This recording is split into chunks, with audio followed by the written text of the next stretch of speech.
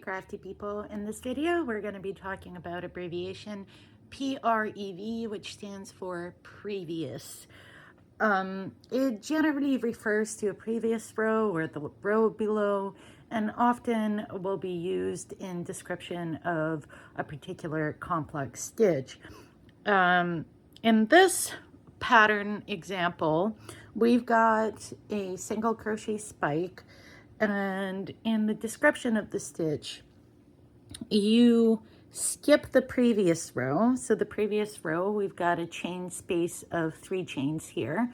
You skip the previous row, insert the hook into a stitch below that previous row, pull up a loop, and create a single crochet, and that is a single crochet spike.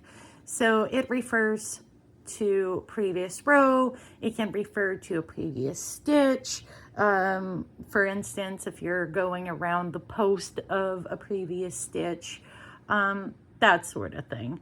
So PRV stands for previous.